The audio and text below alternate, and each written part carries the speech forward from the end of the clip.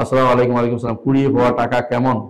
200, 100, যেমন 200, 100, 500 ইত্যাদি নিজে খরচ করে ফেললে এই ঋণ পরে কিভাবে পরিশোধ করা যাবে? মানে এটা ভাই এই মজা মজা পাইছেন তাই তো। এখন এই টাকা এই টাকা অবশ্যই প্রথমে যেখানে পাইছেন সেখানে বলবেন যে এখানে এই টাকা পাওয়া গেছে, নোটিশ দিবেন।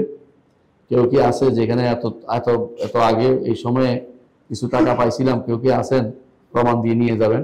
হ্যাঁ, আবার ওই বুড়ির মতো না হয়, একবার বুড়ির সহযোগিতা করতে চাইয়া লিখে দিছে এখানে বুড়ির কিছু টাকা হারানো গেছে। বহু মানুষ এসে বুড়ির টাকা দেওয়ার জন্য পড়ে গেছে। বুড়ির শেষ পর্যন্ত আমি আসলে টাকা হারাই নাই, এটা কেন বুদ্ধি করে একা করছে। আপনি এটা করেন না তো।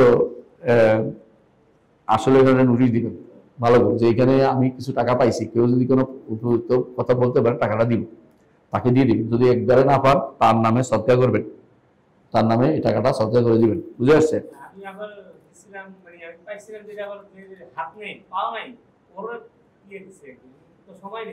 আপনি দান করে কি আপনার দিতে ওটা পড়ে থাকলে পড়ে থাকবে, আপনি নিবেন কেন?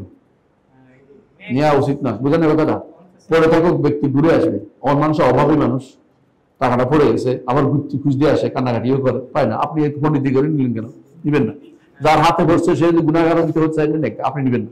আমি এ বেড়াল যাচ্ছি রাজি নিয়েন না।